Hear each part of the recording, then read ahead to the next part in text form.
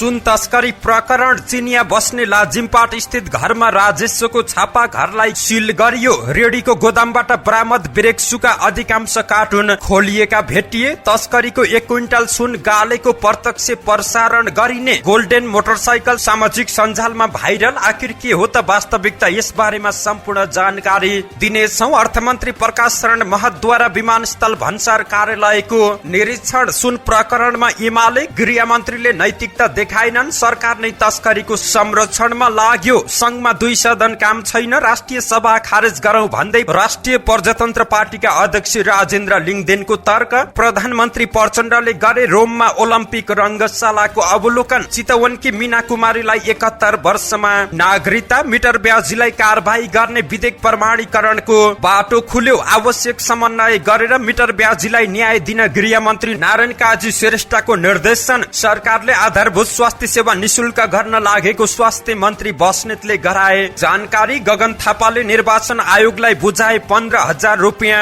जरिमाना। कोशी प्रदेशका मुख्यमन्त्री थापा 20 दिनमै पद मुक्त। हिक्मत कार्कीलाई नै मुख्यमन्त्रीको जिम्मेवारी दिन सर्वोच्चको आदेश। 7 दिन भित्रै फेरि कांग्रेसकै नेतृत्वमा सरकार बन्ने उद्धव थापाको दाबी। सरकार ढलेपछि हिक्मत कार्की भन्छन् 17 गतेपछि मुख्यमन्त्रीको हैसियत प्राप्त गर्छु। कोशीका सभामुख भन्छन् मबाट गल्ती भएको छैन, सर्वोच्चको आदेशलाई सम्मान गर्छु। सडक बनाउँदा कडा चट्टानको भाग बढी देखाई भ्रष्टाचार गरेको आरोपमा 7 जना विरुद्ध मुद्दा दायर। किलोकै 70 पुग्यो, 2 रुपियाँमा नबिकेको गोलभेडा। 1 महिनामा 11 लाख किलो गोलभेडा भारत निर्यात गरियो। 1 रुपियाँ घट्यो काठमाडौँ उपत्यकाको भाडा। चढ्ने बित्तिकै अब 18 रुपियाँ। कञ्चनपुरमा कल बाइपासमा संलग्न 3 जना पक्राउ। रामेछापमा अझै हुन सकेन धान रोपाई, खडेरीले बाली सुक्न थाल्यो। 70 जिल्लामा फैलियो डेंगी, 4600 बढी संक्रमण। मेची राजमार्गको फुङलिङ काबेली खण्डमा पहिरो, यात्रुको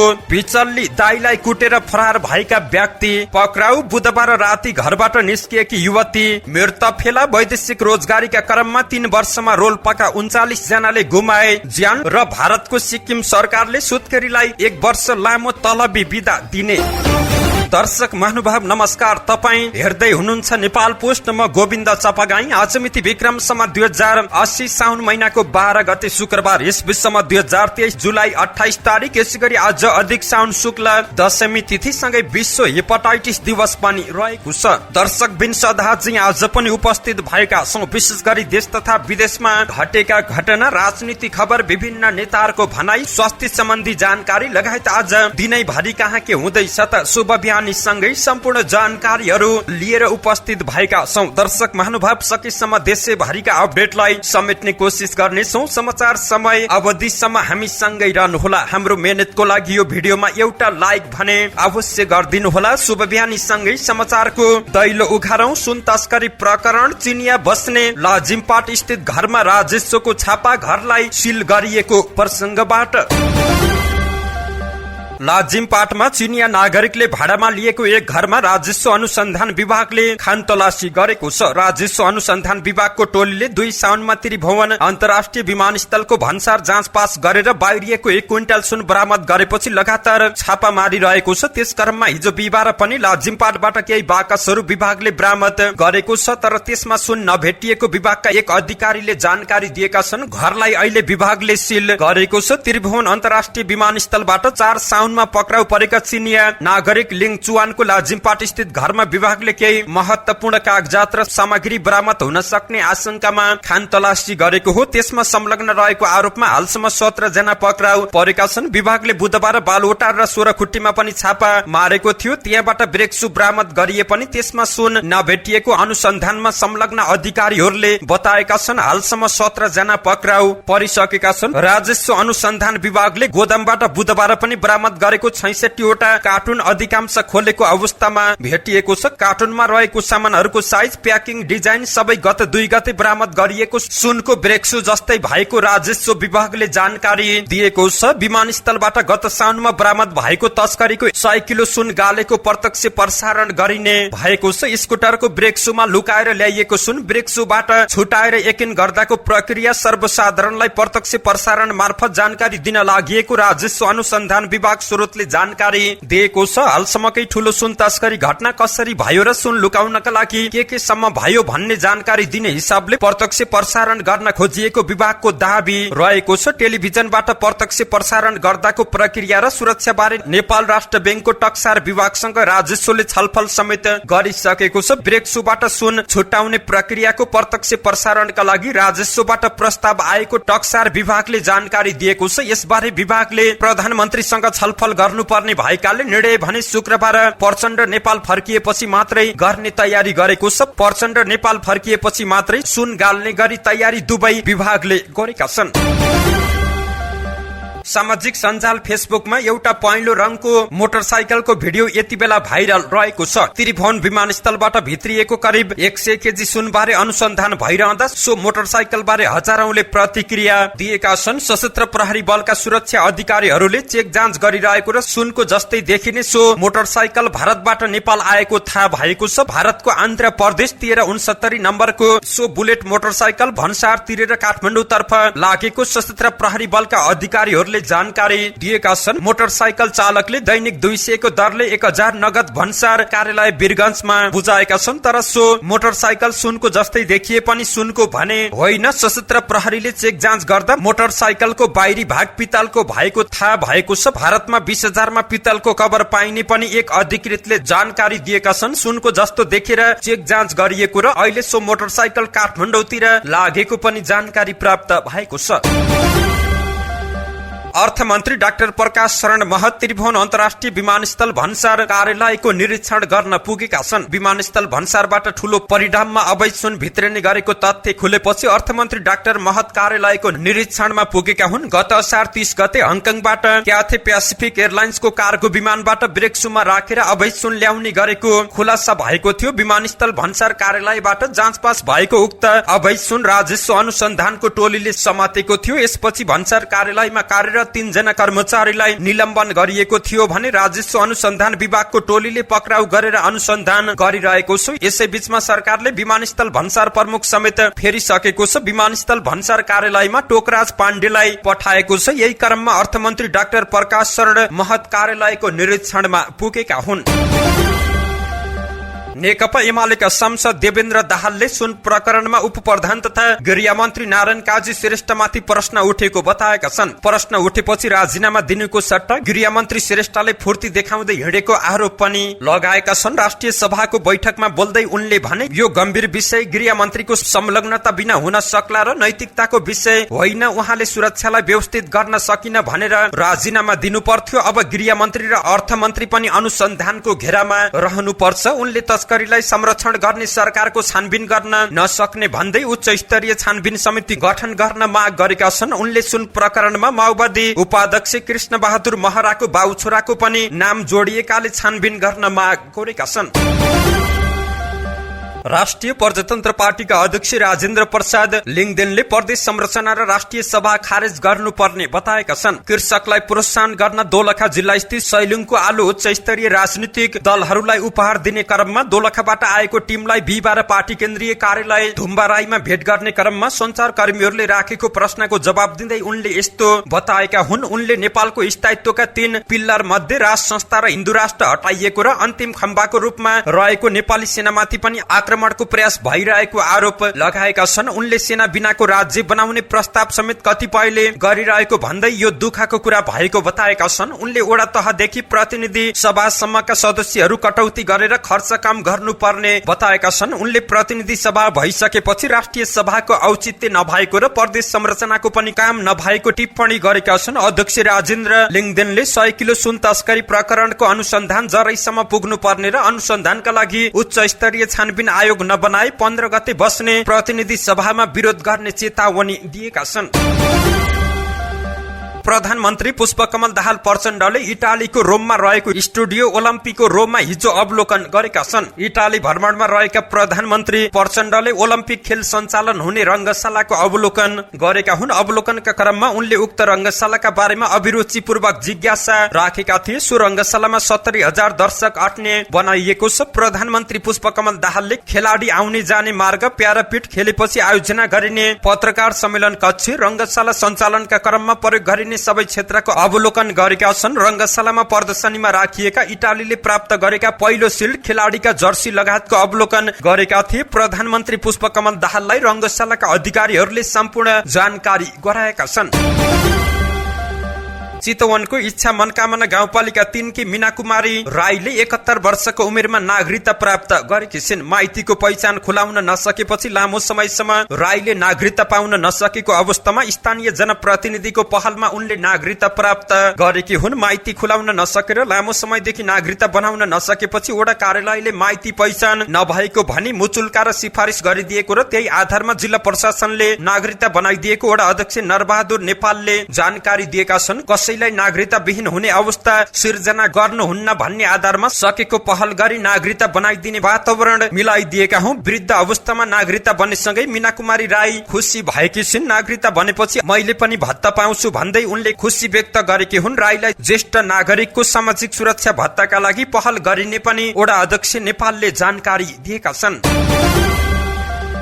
राष्ट्रिय सभाबाट पारित भएसँगै मिटर ब्याज विधेयक सम्बन्धी विधेयक प्रमाणीकरणका लागि बाटो खुलेको छ। बिहिबार राष्ट्रिय सभाबाट मुलुकी संहिता सम्बन्धी केही नेपाल ऐनलाई संशोधन गर्ने विधेयक 2080 सर्वसम्मत रूपले पारित भएको छ। कानून न्याय तथा संसदीय मामिला मन्त्री धनराज गुरुङले पेश गरेको उक्त विधेयक राष्ट्रिय सभाले सर्वसम्मतिले पारित गरेको छ। मिटर ब्याजीलाई कारबाही गर्नका लागि कानूनी व्यवस्था गरिएको विधेयकबाट प्रतिनिधि सभाबाट पारित भएको सन्देश राष्ट्रिय सभाले नसुनाउँदा प्रमाणीकरणका लागि राष्ट्रपति कार्यालय पठाउन ढिला भएको थियो। प्रतिनिधि सभाबाट सर्वसम्मत पारित भए पनि त्यसको प्रक्रियामा प्रश्न उठाउँदै अध्यक्ष तिमली सिन्हाले मुलुकी संहिता सम्बन्धी केही नेपाल ऐनलाई संशोधन गर्ने विधेयक 2080 को सन्देश सभामा सुनाउने विषय बैठकको कार्यसूचीमा राख्न अस्वीकार गरेका थिए। मधेसका विभिन्न जिल्लाबाट हिँडेरै गत चैत दोस्रो साता काठमाडौँ आइपुगेका पीडितको माग सम्बोधन गर्ने गरी सरकारले वैशाख 20 मा अध्यादेश ल्याएको थियो। वैशाख 24 बाट शुरू भएको संघीय संसदको हिउँदे अधिवेशनको पहिलो बैठकमै अध्यादेश बारे दुवै सदनलाई जानकारी गराइएको थियो।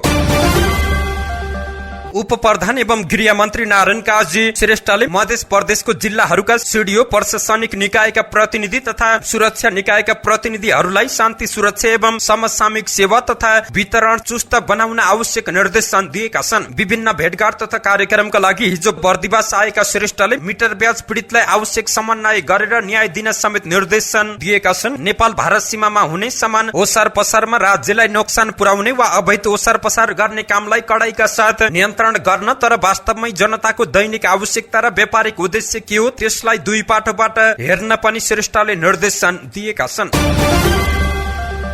स्वास्थ्य तथा जनसंख्या मन्त्री मोहन बहादुर बस्नेतले संविधान प्रदत्त आधारभूत स्वास्थ्य सेवालाई निशुल्क गर्न गराउन सरकारले गम्भीरतापूर्वक काम गरिरहेको बताएका छन्। धनुषाको लक्ष्मीनिया गाउँपालिका 4 सपैमा निर्मित प्रदेश स्वास्थ्य आपतकालीन कार्य सञ्चालन केन्द्र बिहिबार प्रदेश सरकारलाई हस्तान्तरण गर्दै मन्त्री बस्नेतले संवैधानिक व्यवस्था अनुसार नागरिकलाई निशुल्क स्वास्थ्य सेवा प्रदान गर्ने सरकारको नीति अनुसार मन्त्रालयले काम गरिरहेको स्पष्ट पारेका छन्। उनले मन्त्रालयले 6 महिना भित्र नेपालको स्वास्थ्य क्षेत्रमा देखिएका समस्या समाधान हुने गरी काम गरिरहेको पनि दावी गरेका छन्। स्वास्थ्य मन्त्रालयले पहिलो पटक निजी तथा सरकारी अस्पतालमा गरी 3025 शैय्या गरिब तथा विपन्न वर्गका लागि निशुल्क छुट्याउने काम गरिसकेको उनले जानकारी दिएका छन्। अस्पतालले 10% शैय्या निशुल्क छुट्याउने नियम गराइनेछ। मध्य प्रदेशमा स्वास्थ्य क्षेत्रको विकासका लागि पनि सरकारले काम गरिरहेको भन्दै बस्नेतले हाल नारायणी उपक्षेत्रीय अस्पताल वीरगञ्जमा किडनी प्रत्यारोपण सेवा शुरू गर्न र जनकपुर धाममा मुटु सम्बन्धी रोगका सबै प्रकारका उपचारका लागि गंगालाल हृदय रोग केन्द्रको शाखालाई बलियो बनाउने काम भएको पनि जानकारी दिएका छन्। नेपाली कांग्रेसका सांसद गगन थापाले निर्वाचन आयोगलाई 15,000 रुपियाँ जरिमाना बुझाएका छन्। निर्वाचन खर्च सार्वजनिक गरेको बारे निर्वाचन आयोगलाई जानकारी नगराउने उम्मेद्वारलाई आयोगले जरिमाना गर्ने निर्णय गरेको थियो। थापाले खर्च विवरण आयोगलाई बुझाएर सार्वजनिक गरे पनि सार्वजनिक गरेको जानकारी आयोगलाई गराएका थिएनन्, त्यसका लागि उनलाई जरिमाना गरिएको हो। मैले निर्वाचन आयोगमा मिति 2079 8 महिना 25 मा आफ्नो खर्च विवरण बुझाइसकेको छु। यो विवरण सार्वजनिक पनि भएको थियो, तर यस्तो जानकारी आयोगलाई गराउनु पर्ने जानकारी आफूलाई पनि नभएको जानकारी गराउन चाहन्छु। अन्ततः 15,000 जरिमाना तिरेको जानकारी गराउँदै पहिला नै आयोगलाई बुझाएर सार्वजनिक भइसकेको निर्वाचन खर्च विवरण पुनः सार्वजनिक गरेको जानकारी गराउँछु उनले भनेका छन्। आयोगले तोकेको समयभित्र निर्वाचन खर्च बुझाएका 5,562 उम्मेद्वारलाई 2080 वैशाख 6 गतेदेखि 12 गतेसम्म निर्वाचन खर्च विवरण सार्वजनिक गरी लिखित जानकारी प्रदेश वा जिल्लामा दिन निर्देशन दिएको थियो। सभामुखको हस्ताक्षर प्रयोग गरेर प्रदेश सभाको बहुमत देखाई मुख्यमन्त्रीमा नियुक्त भएका कांग्रेसका उद्धव थापा सर्वोच्चको आदेश अनुसार 20 दिनमै पदमुक्त भएका छन्। सर्वोच्च अदालतले कोशी प्रदेशका मुख्यमन्त्री उद्धव थापाको नियुक्ति बदर गर्दै पूर्व मुख्यमन्त्री हिक्मत कुमार कार्कीलाई मुख्यमन्त्रीको जिम्मेवारी दिन प्रदेश प्रमुखका नाममा आदेश दिएको छ। सर्वोच्च अदालतका न्यायाधीश द्वय ईश्वर प्रसाद खतिवड़ा, डाक्टर आनन्द मोहन भट्टराई र तिल प्रसाद श्रेष्ठको पूर्ण इजलासले थापाको नियुक्ति बदर गर्दै हिक्मत कार्कीलाई नै मुख्यमन्त्री को जिम्मेवारी दिन आदेश दिएको छ। गत असार 22 गते एमाले संसदीय दलका नेता कार्कीले रिट दायर गरेका थिए।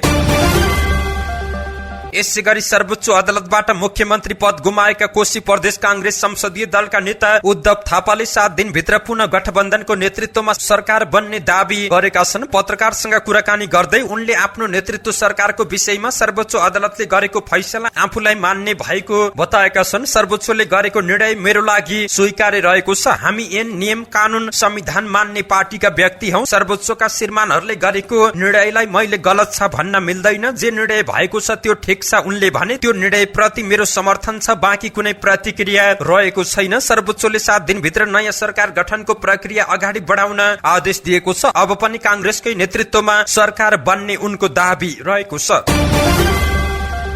यसै गरी एमाले कोशी प्रदेश संसदीय दलका नेता हिक्मत कार्कीले साउन 17 गतेपछि आफूले मुख्यमन्त्रीको हैसियत प्राप्त गर्ने दाबी गरेका छन्। सर्वोच्चको परमादेशले उद्धव थापा नेतृत्वको सरकार ढलेसँगै साउन 17 गतेपछि आफूले फेरि मुख्यमन्त्रीको हैसियत प्राप्त गर्ने उनको दाबी रहेको छ। मुख्यमन्त्रीको हैसियत 17 गतेपछि प्राप्त गर्छु उनले भने। तर अर्को सरकार बने पनि म नै मुख्यमन्त्री हो। उनले मुख्यमन्त्री चयन प्रक्रिया असंवैधानिक भएको सर्वोच्चको परमादेशले प्रष्ट भएको उल्लेख गर्दै अर्को सरकार बन्न का लागि पनि आह्वान भएको बताएका छन्। नयाँ सरकार नबन्दासम्म पुरानै सरकारले काम गर्ने पनि उनको भनाइ रहेको छ।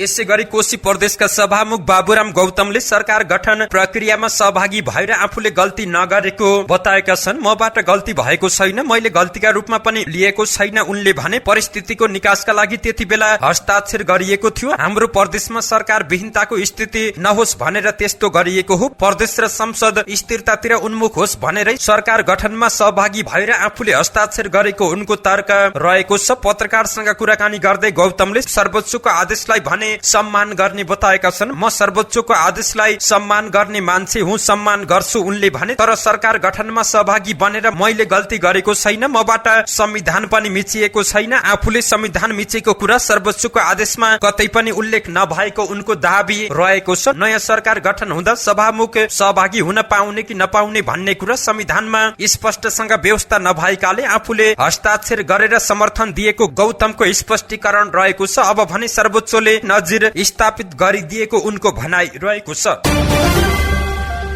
अख्तियार दुरुपयोग अनुसन्धान आयोगले दार्चुलाको शैल्य शिखर नगरपालिकाका निमित्त प्रशासकीय अधिकृत सुरेन्द्र बहादुर विष्ट लगायत 7 जना विरुद्ध विशेष अदालतमा हिजो बिहीबार मुद्दा दायर गरेको छ। आयोगका प्रवक्ता भोला दाहालका अनुसार नगरपालिकाको 7 र 8 नम्बर ओडाको बनतोली बोहरी गाउँको सड़क खण्ड निर्माणको लागत इस्टिमेटमा कडा चट्टानको बढी भाग देखाई वास्तविक भन्दा बढी भुक्तानी गरी भ्रष्टाचार गरेको पाइएकाले बिहीबार मुद्दा दायर गरिएको छ। बनतोली बगौरा सड़क निर्माण उपभोक्ता समितिका अध्यक्ष जनक जोशी, सचिव धनजन्य जोशी र कोषाध्यक्ष जानकी बडु जोशी विरुद्ध 26,02,556 बराबरको बिगो दाबी गर्दै मुद्दा दायर गरिएको आयोगले जानकारी दिएको छ।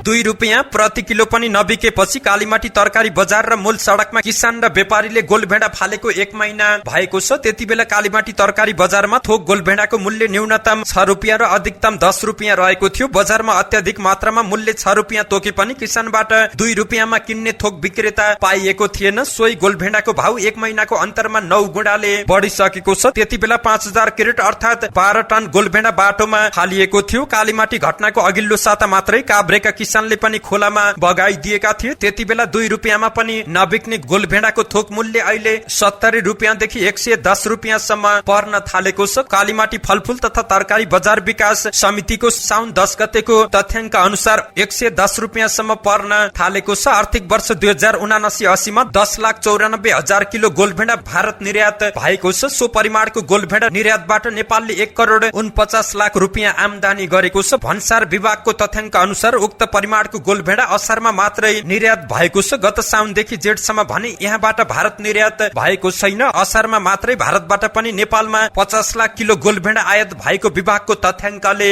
देखाएको छ। केही महिना अघिदेखि भारतमा गोलभेडाको मूल्य आकाशिएको छ। 1 महिना अघिसम्म पनि भारतीय बजारमा गोलभेडा किलोको 120 देखि 50 भारूमा कारोबार भइरहेको थियो। अहिले भने भारतको मुम्बईमा गोलभेडा किलोकै 200 रुपियाँ भारू भन्दा पनि माथि पुगिसकेको जानकारी प्राप्त भएको छ। बागमती प्रदेश सरकारले काठमाडौँ उपत्यकामा 1 रुपियाँ भाडा समायोजन गरेको छ। नेपाल आयल निगमले पेट्रोलियम पदार्थको मूल्य समायोजन गरेपछि प्रदेश सरकारले हिजो बिहिबार सार्वजनिक यातायातको भाडा दर समायोजन गरेको छ। बागमती प्रदेशको श्रम रोजगार तथा यातायात मन्त्रालयका अनुसार काठमाडौँ उपत्यकामा 1 रुपियाँ भाडा घटेको हो। यससँगै यसअघि चढ्ने बित्तिकै 19 रुपियाँ तिर्नुपर्ने भाडा घटेर अब 18 रुपियाँमा झरेको छ। यसको अर्थ यात्रुले काठमाडौँ उपत्यकामा सार्वजनिक यातायातमा चढ्ने बित्तिकै 18 रुपियाँ तिर्नु पर्छ। यस्तै प्रदेश राजपत्रका अनुसार 10 किलोमिटर सम्मको दूरीमा 24 रुपियाँ भाडा लाग्नेछ। 20 किलोमिटर सम्मको यात्रा गर्दा 32 रुपियाँ भाडा तय भएको छ भने 20 किलोमिटर भन्दा माथिको भाडा दर 37 रुपियाँ कायम भएको छ। यसअघि यो दूरीको यात्रा गर्दा यात्रुले 1 रुपियाँ बढी भाडा तिर्नु पर्थ्यो। सूचना अधिकारी खगेन्द्र पौडेलका अनुसार प्रतिशतमा घटाइएको भाडा दर 1 रुपियाँमा कायम भएको हो। प्रहरीले कल बाइपास गरेको आरोपमा कञ्चनपुरबाट 3 जनालाई पक्राउ गरेको छ। महेन्द्रनगरको गल्ली नम्बर 5 स्थित कोठा भाडामा लिएर कल बाइपास गर्दै आएका 3 जनालाई उपकरण सहित प्रहरीले पक्राउ गरेको छ। पक्राउ पर्नेमा भारतको नयाँ दिल्लीका 41 वर्षीय गुलजार अहमद, कञ्चनपुरको दोधारा चाँदनी नगरपालिका 7 का 40 वर्षीय प्रवीण खड्का, भीमदत्त नगरपालिका 10 जिमुवाका 47 वर्षीय दीपक बोहरा रहेको प्रहरीले जानकारी दिएको छ। अस्वाभाविक रूपमा सिम कार्डहरू प्रयोग भएको थाहा पाएपछि ट्रेकिङ गर्दा अन्तर्राष्ट्रिय कल बाइपास गर्दै आएको खुलेपछि केन्द्रीय अनुसन्धान ब्युरो, जिल्ला प्रहरी कार्यालय कञ्चनपुर र नेपाल टेलिकमको टोलीले उनीहरूलाई नियन्त्रणमा लिएको छ। उनीहरूले प्रविधिको प्रयोग गरी कल बाइपास गर्दै आएका थिए। केन्द्रीय अनुसन्धान ब्युरोका सूचना अधिकारी प्रहरी उपरीक्षक सञ्जय सिंह थापाले कल बाइपासमा विदेशबाट आएको फोन नेपालकै नम्बरबाट आएको देखिने पनि जानकारी प्राप्त भएको छ।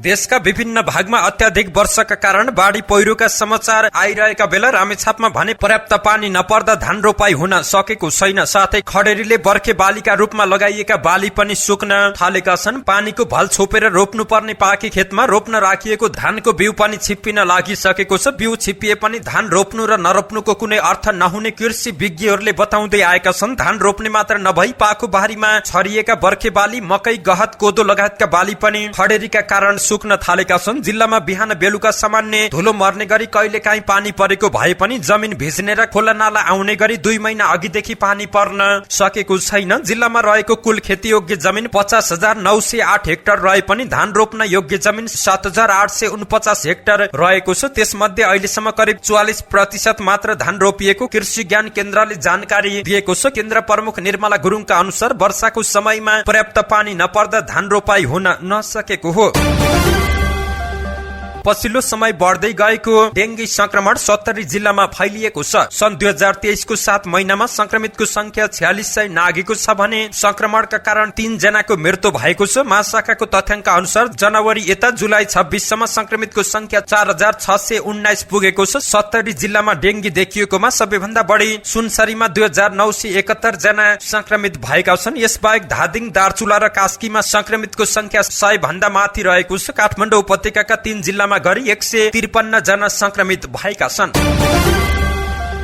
मेची राजमार्ग अन्तर्गत ताप्लेजुङको फुङलिङ काबेली खण्डको खोक्से क्षेत्रमा अस्ति रातिदेखि सड़क बन्द भएको छ। बुधबार झरेको पहिरो पन्छाउन आज शुक्रबारसम्म लाग्न सक्ने सड़क डिभिजन कार्यालय इलामका सुपरभाइजर नवीन उप्रेतीले जानकारी दिएका थिए। पहिरोमा ठूलठूला ढुङ्गा आएकाले एक्साभेटर नै झिकाउनु पर्ने अवस्था आएको उनले जानकारी दिएका छन्। अहिले बाटो बन्द भएपछि झापाको बिर्ता मोड, इलाम, पाँचथर जिल्लाका साथै विभिन्न क्षेत्रबाट आएका बस, जीप र ट्रक बीच बाटोमै रोकिएका छन्। गाडी बीच बाटोमै रोकिँदा बिहानदेखि हिँडेका यात्रुको बिजोग भएको छ।